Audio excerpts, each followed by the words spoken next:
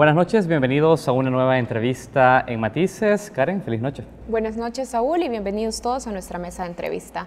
Continuamos con las entrevistas durante el mes de marzo, dedicado también al análisis sobre los desafíos que enfrentan las mujeres salvadoreñas.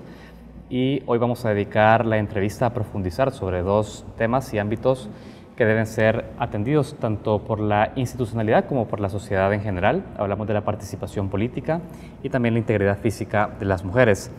Y es que las mujeres salvadoreñas enfrentan diversas amenazas, principalmente su integridad, como lo hemos señalado, pero también en el ámbito público y en la toma de decisiones. Diversos estudios destacan que si bien han existido avances para la participación de mujeres en la política, estos son limitados y su avance es muy lento. Y para incidir en esta realidad, ONU Mujeres junto a Oxfam El Salvador y el Instituto Holandés para la Democracia Multipartidaria, el NIM, han lanzado la campaña Más Mujeres, Mejor Democracia, que busca promover un gabinete con participación equitativa entre hombres y mujeres. La seguridad pública es otro tema que afecta a las mujeres, particularmente para aquellas menores a los 30 años de edad. La tasa de feminicidios en El Salvador es la más alta del Triángulo Norte Centroamericano y una de las más alarmantes en América Latina. Y bueno, para discutir y para analizar este tema, hoy nos acompañan Miriam Bandes, es oficial de ONU Mujeres en El Salvador. Bienvenida, Miriam, a nuestra mesa de entrevista. Muchas gracias, muy amable.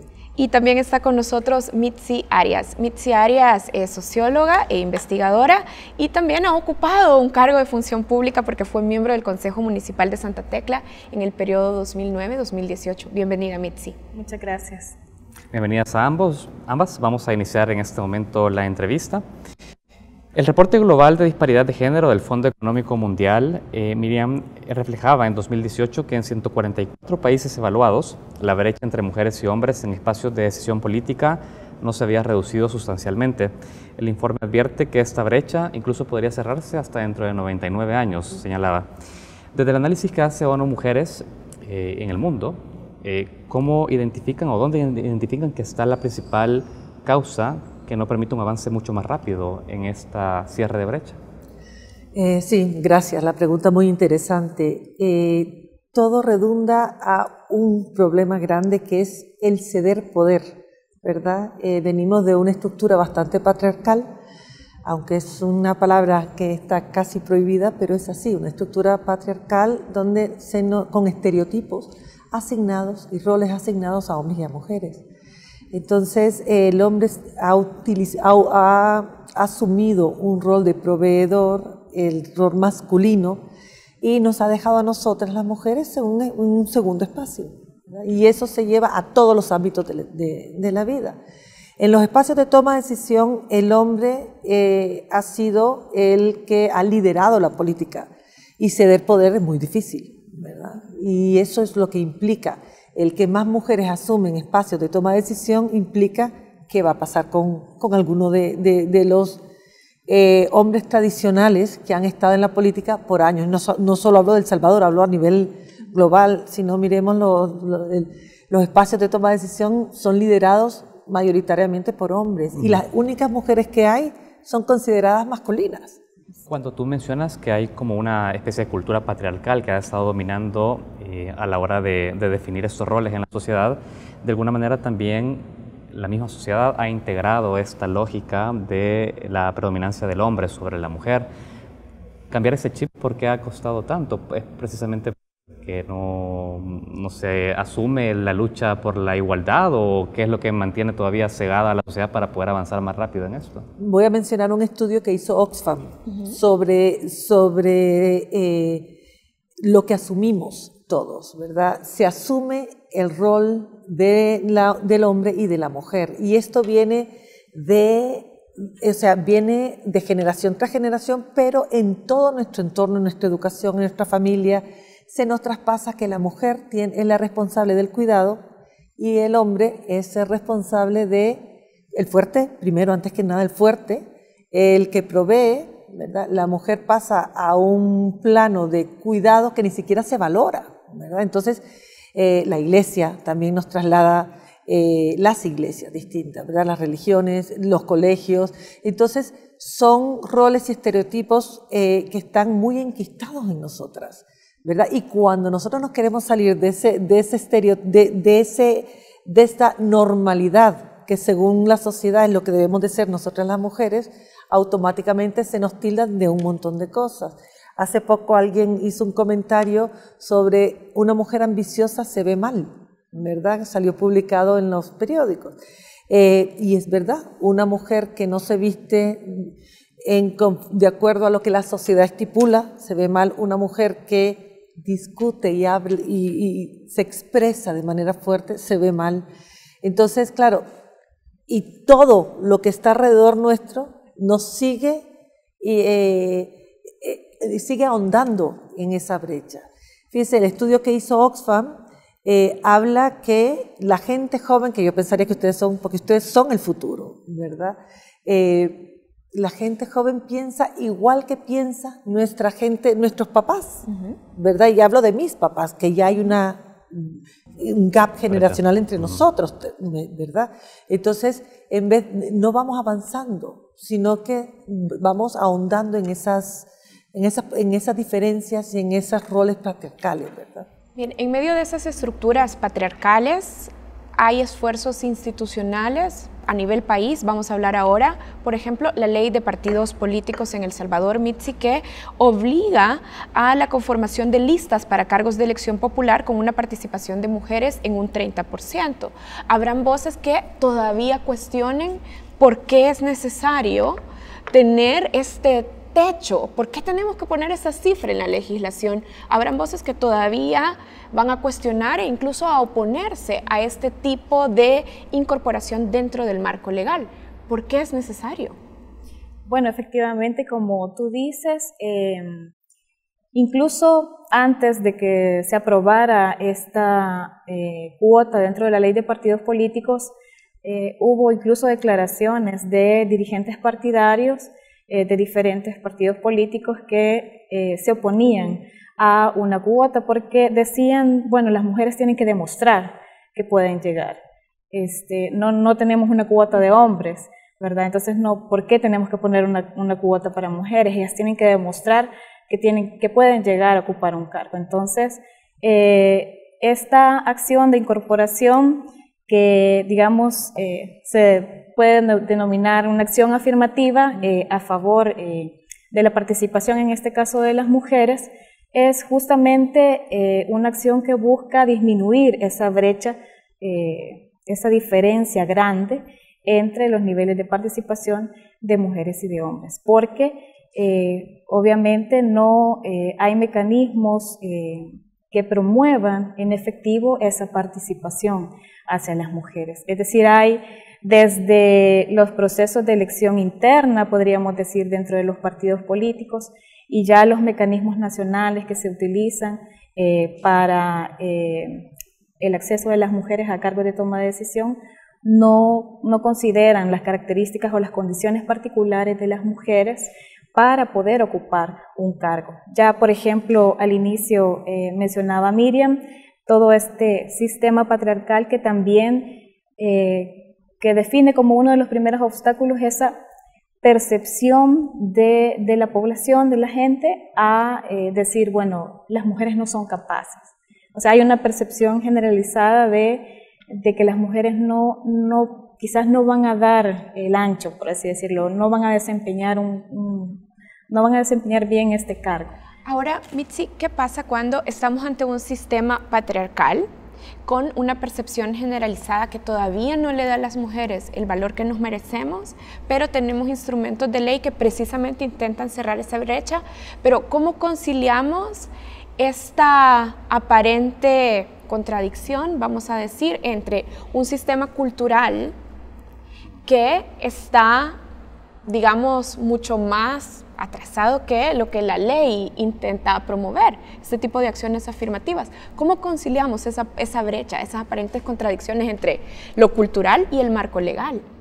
Yo creo que es abordar el tema cultural, ese obstáculo cultural es como el más grande, es el obstáculo más grande para la participación política de las mujeres, y la acción afirmativa, la definición de una cuota es una de las medidas. Entonces, obviamente hay otras acciones que se necesitan hay todo un trabajo de sensibilización también en este tema, de reconocer obviamente que las mujeres sí son capaces, sí son necesarias, es necesaria la opinión de las mujeres para la toma de decisiones, para la definición de políticas públicas y otras medidas que se deben de tomar, porque no es solo el tema cultural, sino también, por ejemplo, hay dificultades de orden económico, por ejemplo, para las mujeres, ya digamos en una contienda, poder pagarse una campaña electoral, claro, es muy difícil para las mujeres si consideramos que históricamente las mujeres, como ya decía también Miriam, han venido en la casa, ¿verdad? No han estado como desempeñando un trabajo remunerado, por ejemplo, o sus contactos, sus redes de contacto de gestión o de apoyo económico es como más limitado. Entonces es otra dificultad. Y así otras, por ejemplo, que entonces se tienen que abordar, por ejemplo, también la violencia política, que es otra de las dificultades. Entonces hay como varias aristas donde hay que intervenir para que no haya esta contradicción, digamos, de impulsar a través de esta medida la participación de las mujeres y que toda la sociedad poco a poco vaya normalizando, interiorizando que sí es importante, que las mujeres desempeñan muy bien sus cargos, etc. Mitzi, quería preguntarte algo, porque tu caso también puede ser representativo para entender la participación de una mujer dentro de un instituto partidario. Tú decías al inicio que era muy llamativo ver a diferentes miembros de partidos políticos en el pasado un poco denunciar esta cuota de participación de mujeres. En tu caso, ¿cómo fue? ¿Cómo fue la relación entre tu iniciativa de participar en política, de presentarte en la lista como concejal? ¿Encontraste resistencias? ¿Cómo las enfrentaste? Fíjate que es interesante que la entrada de las mujeres o la incorporación de las mujeres o la incursión de las mujeres en el ámbito de la participación política es de diferentes formas. Entonces, en mi caso, yo vengo del movimiento de mujeres y feministas. Yo estuve trabajando en las Mélidas, en la Asociación Movimiento de Mujeres Meliana Ayamontes, y en ese ámbito empecé justamente a tener como más interlocución con las municipalidades, con el ámbito local, las políticas municipales de género y todo lo que implicaba la organización comunitaria de mujeres, etc. Entonces, las Mélidas obviamente también es una organización que promueve el tema de la participación política de las mujeres, y en ese momento se hizo una presentación de diferentes mujeres en diferentes consejos municipales para optar. Entonces, en mi caso, participo con apoyo de las Mélidas, con un respaldo, digamos, de las Mélidas para ser parte del Consejo Municipal. Y en este sentido, como yo entro a participar en el 2009, es un Consejo Municipal que todavía era unipartidario. Todavía estaban, en este caso, el FMLN, y el FMLN, digamos, acepta. Porque en Santa Tecla había una tradición o una forma de conformar el Consejo Municipal, no solo de una militancia propia del partido, sino también de organizaciones sociales, exacto, incluso del CDE, por ejemplo, alianza con otros partidos políticos que lo conformaban. Y es así, digamos, como me proponen, hay compañeras que me proponen para ser parte, y bueno, ellas me contaban que obviamente al momento de evaluar los perfiles sí había como más rigurosidad al momento de ver, tal vez no solo el mío, sino el de las otras mujeres.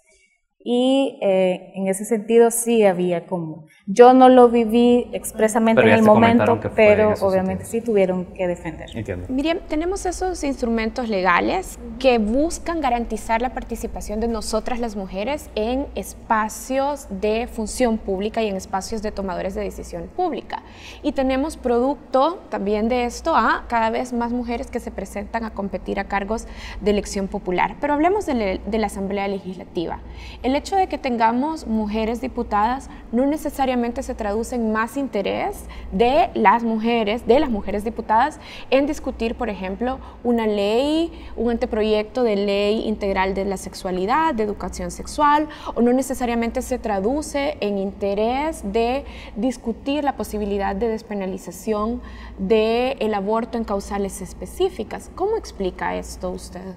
Voy a avanzar un poquito en decirle que ni siquiera se discute la paridad. Nosotros llevamos una propuesta de paridad 50-50 que tampoco se puede discutir, y la respuesta es que el sistema de asamblea en el mundo está dominado por los hombres.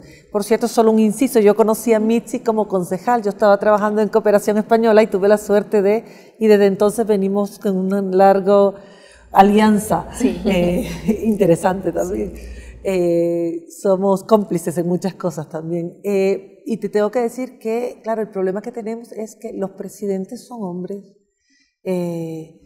y los partidos políticos predominantemente lidera el hombre. Entonces, hay que romper. Mira, los imaginarios, lo que yo te comentaba del estudio de Oxfam, de lo que te estaba hablando yo era de imaginarios sociales. Esos imaginarios existen en los partidos políticos. ¿Por qué? Porque el hombre tiene todas las posibilidades de ser alcalde, de ser parlamentario, de ser diputado, perdón. Incluso en el sector privado.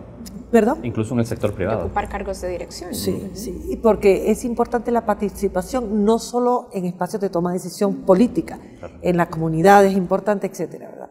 Pero ¿qué pasa? ¿Por qué nosotras no podemos, por ejemplo, alcaldesas que llegan a ser alcaldesas una legislatura, pero ya no se presentan de nuevo? O sea, hay violencia política, hay violencia social, ¿verdad? Las mujeres que asumen un cargo político automáticamente se les descalifica porque desatienden el hogar, por ejemplo, ¿verdad?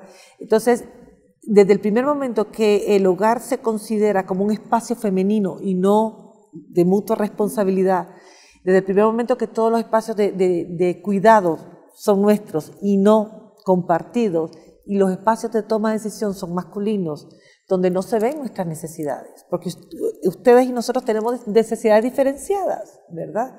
Entonces, cuando toman las decisiones, no estamos nosotras representadas. Entonces, se toman decisiones... Pero tenemos mujeres que... 26. Ajá. Vaya, pero 84. De esas 26 mujeres que tenemos, ¿por qué no vemos... Digo, no quiero generalizar, pero ¿por qué de esas 26 mujeres que tenemos como representantes en el Parlamento no necesariamente podemos decir todas están dispuestas a acompañar estas discusiones que representan necesidades sentidas para las mujeres? Porque todavía pesa más el ideario masculino y el ideario, todavía, no significa que es siempre así. Y el de partido político liderado por hombres, ¿verdad? Que nuestras necesidades. No obstante, tengo que decirle que aquí han habido hay mujeres guerreras, ¿verdad? No voy a mencionar, pero hay mujeres que han avanzado muchísimo. Miriam, tenemos que hacer la primera pausa de esta entrevista. Seguiremos conversando con ambas al volver de una pausa. Ya regresamos.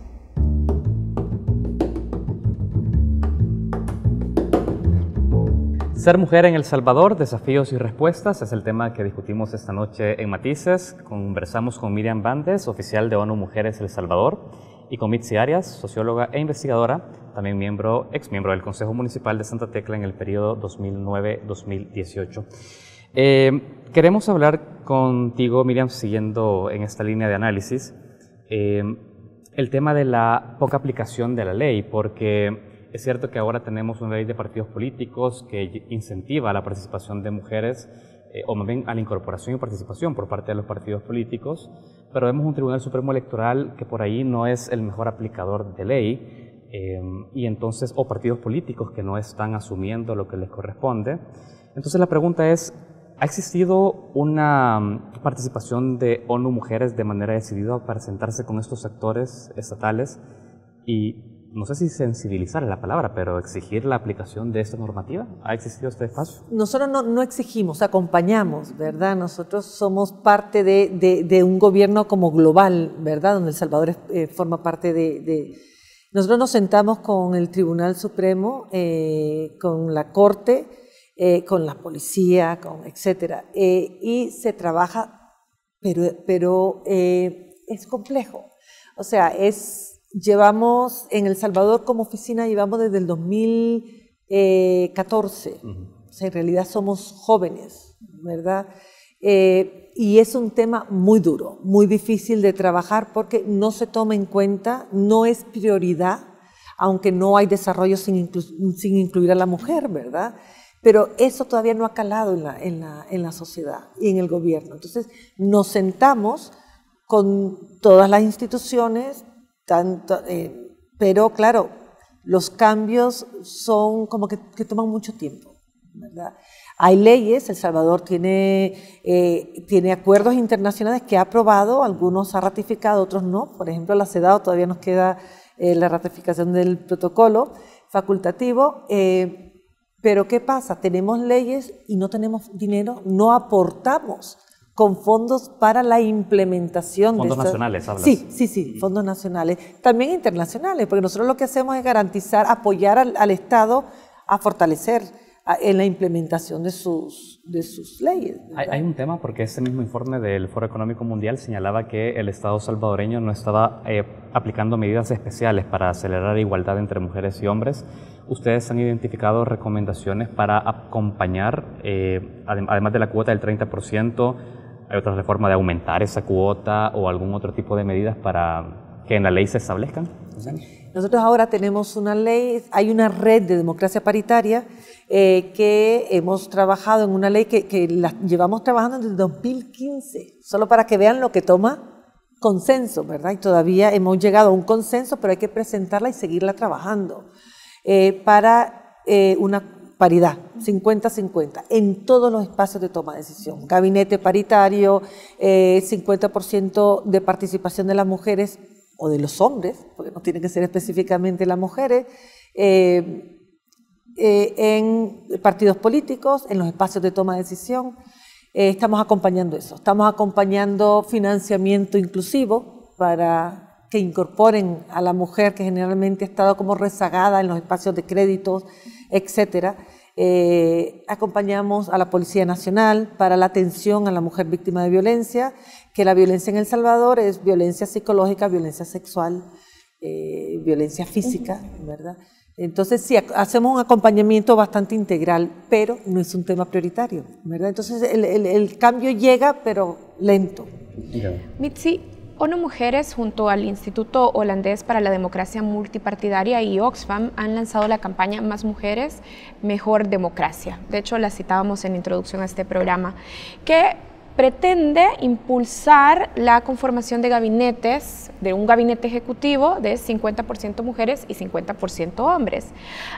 ¿En qué medida un ejecutivo con estas características representa un avance sostenido en políticas públicas que precisamente aborden problemáticas que sufren más las mujeres y que cierre estas brechas entre hombres y mujeres? Es decir, este tipo de medidas representan en otros países, en otras experiencias, políticas públicas que beneficien a las mujeres y a la igualdad de género. Sí, yo pienso de que en primer lugar cambia, digamos, el imaginario que ya comentábamos anteriormente. Ver, por ejemplo, la conformación incluso recientemente del Gabinete de Perú, que es paritario también, para la población, para las nuevas generaciones, es un cambio en el imaginario y precisamente es pasar al reconocimiento social de las capacidades de mujeres y hombres por igual en el ejercicio de este tipo de cargos. Entonces, desde ahí, digamos que es un avance, es un cambio y es positivo. Creo que las mujeres, al ocupar este tipo de cargos en los ministerios, pienso que sí, de alguna manera puede también dar paso o mayor apertura hacia la elaboración de estas políticas que también consideren estas características y condiciones particulares de las mujeres. Sin embargo, yo creo que también El Salvador como país, teniendo la legislación actual a favor de los derechos de las mujeres, es una herramienta más que contribuye en este ejercicio. Y el ISDEMU, en este caso, que es el ente rector que establece esta normativa, pienso que también tiene un papel importante en la incidencia para que las instituciones de los 3 órganos del Estado asuman el cumplimiento de las leyes según su contenido, ¿verdad? Entonces, pienso que abordando o también de alguna manera fortaleciendo a este instituto y su papel rector puede contribuir mucho más para que todas las instituciones, incluso dirigidas por mujeres o dirigidas por hombres, puedan definir como ese tipo de políticas que considera estas características particulares de las mujeres. ¿Tú crees que de manera efectiva, una vez que una mujer asume en un cargo de decisión dentro de un gabinete, dentro de un ministerio, por ejemplo, eso puede representar un eje transversal de género en esa gestión, es decir, el Ministerio de Seguridad, ¿no? Y entonces el enfoque sea fortalecer las unidades de atención a las mujeres dentro de la Policía Nacional Civil. ¿Tú tienes expectativa y crees que esto ocurre de esa manera automática? No es automático, porque como ya mencionábamos, la formación, digamos, que hemos tenido hombres y mujeres bajo este sistema patriarcal, que hay una predominancia de lo masculino sobre lo femenino, digamos, lo asumimos todas, mujeres y hombres como tal. No es en automático, no significa que entrando una mujer esto va a mejorar para las mujeres, pero pienso que puede haber una mayor apertura en el sentido de hay una conciencia o hay un conocimiento de la condición o de las problemáticas que las mujeres experimentamos. Entonces eso puede dar como una mayor apertura a la definición de este tipo de políticas, pero no es en automático. Muy bien. Se requiere de otro proceso. Listo. Miriam, en este esfuerzo que están impulsando desde ONU Mujeres y el resto de instituciones, de instancias que trabajan con ustedes, ¿han tenido la posibilidad de conversar con el equipo del presidente electo Nayib Bukele? ¿Identifican que hay interés en su equipo y en él mismo por adoptar esta iniciativa de conformación 50-50? Tuvimos bueno, hemos tenido varios acercamientos. Uno con el sistema de Naciones Unidas, con el equipo país, ¿verdad?, de Naciones Unidas. Nos reunimos una vez. Nosotros hemos tenido reuniones bilaterales donde no hemos planteado directamente el gabinete paritario todavía, pero llegaremos a eso, ¿verdad? ¿Con quién se han reunido del equipo del presidente electo? Nos reunimos, el sistema de Naciones Unidas se reunió con el señor Catán y el señor Steiner, y luego nosotros nos reunimos, el grupo de democracia paritaria, el que está impulsando con el señor Núñez. ¿No mujeres? No, porque no mujeres. Lo dejo ahí. Muy bien. E identifican, aunque todavía no han planteado este asunto específico de 50-50, pero en esta reunión ya con el equipo que impulsa la discusión sobre paridad, ¿vieron interés efectivo en escuchar, en recibir este tipo de propuestas de conformación paritaria? Sí, la verdad es que nosotros sentimos mucha apertura, mucha apertura, y están dispuestos a asesorarse, a apoyarse, o sea que sí, nosotros tenemos vemos con ilusión un cambio, ¿verdad?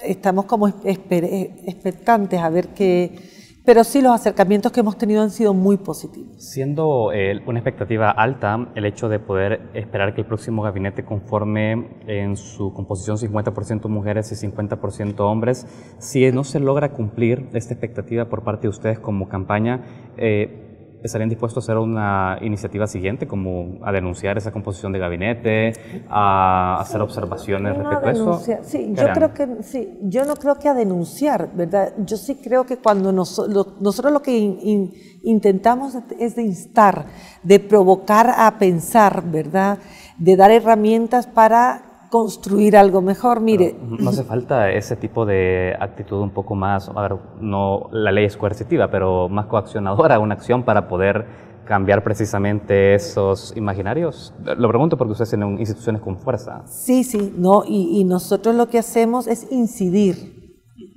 Yo creo que yo dejo esa parte para los jóvenes, para ustedes, para que puedan avanzar. Nosotros incidimos, nosotros facilitamos, nosotros apoyamos, ¿verdad? Y lógicamente en la privacidad pues uno siempre habla con más confianza, ¿verdad? Pero al gobierno, al Estado, no podés decirle qué hacer. No es nuestro deber como sistema de Naciones Unidas hacerlo, pero sí apoyar. Bien, casi tenemos que cerrar, pero también queremos aprovechar para conversar con ustedes sobre feminicidios. Un estudio de la Fundación Henry Bolt, El Salvador, reportó que entre 2014 y 2018 una tasa de feminicidios de 13.5 muertes violentas de mujeres se reporta por cada 100.000. Es una tasa muy alta. Mitzi, ¿hay medidas específicas? Tenemos ahora ya en marcha una ley especial que justamente intenta prevenir y detener la violencia contra las mujeres y promover una vida libre de violencia para nosotras, pero ¿qué aspectos específicos hacen falta? Tenemos instituciones como el ISDEMU, tenemos herramientas que están buscando la participación política, tenemos instituciones dentro de la policía, dentro de la fiscalía y esfuerzos también, pero ¿qué hace falta? Porque El Salvador sigue estando dentro de la lista de los países donde más feminicidios ocurren. Sí. Yo creería que para la implementación misma de la ley también, como decía Miriam en algún momento, hace falta también recursos, un poco el fortalecimiento de todas estas instancias que procuran la justicia, la prevención de la violencia. Hay necesidad también de insistir más en el tema educativo en relación a no reproducir estos ciclos de violencia, ¿verdad? Como prevención. Como prevención, exactamente. El abordaje también que requiere justamente una denuncia de una mujer. Hay que considerar muchas situaciones por las cuales las mujeres a veces o no deciden denunciar, ¿verdad? O denuncian y luego se retractan. Entonces, todos los obstáculos que interfieren en ese proceso es necesario abordarlo. Entonces, por la misma condición de seguridad, la misma condición económica de las mujeres, el fortalecimiento de las instituciones en la aplicación de la justicia, los recursos asignados a estas mismas instituciones, el personal, la sensibilización para el abordaje de este tipo de denuncias.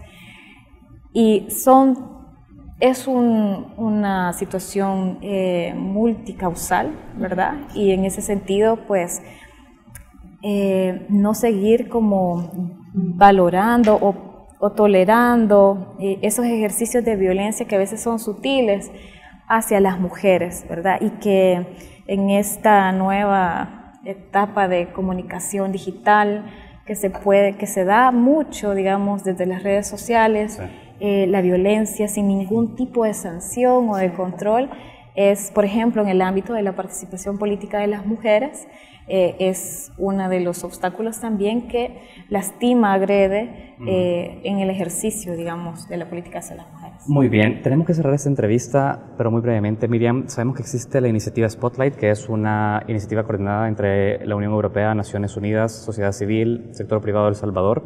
¿En qué situación está? Sabemos de que El Salvador fue seleccionado dentro de 5 países para recibir fondos y apoyos contra la violencia de la mujer. Sí, 8 millones de euros, perdón. La Unión Europea con Naciones Unidas, como tú bien has dicho, a nivel global. Centroamérica escogieron de Latinoamérica 5 países, El Salvador es uno de ellos, Guatemala también y Honduras también. Es importante hacer ese triángulo, ¿verdad? Porque estamos por arrancar. Hay conformado un comité de sociedad civil. El proceso ha sido de bastante consenso, ha sido complicado, ¿verdad? Porque ha sido consensuado, ¿verdad? Con gobierno y sociedad civil. Entonces estamos por arrancar. Muy bien.